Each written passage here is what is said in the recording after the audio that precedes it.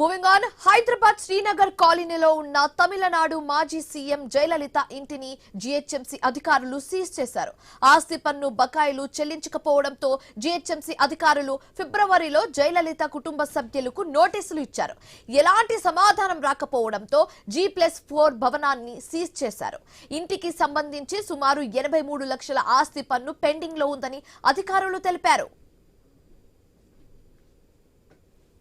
GHMC అమలు చేస్తున్న OTS scheme మార్చి 31 వరకు అమల్లో ఉన్నందున ఈ బిల్డింగ్ మీద ఉన్న ఆస్తి పన్నులో రాయితీ పోను 83 లక్షల మేర బకాయిలు ఉన్నట్లుగా అధికారులు తెలిపారు.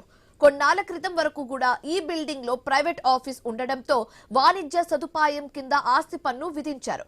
అయితే 2017 నుంచి ఈ బిల్డింగ్ ను నివాసానికి వాడుకుంటున్నందున రెసిడెన్షియల్ గా మార్పు తీసుకురావాలని జయలలిత మేనల్లుడు చెన్నైకి చెందిన దీపక్ జయకుమార్ గతంలో జీహెచ్ఎంసీ అధికారులను కోరారు.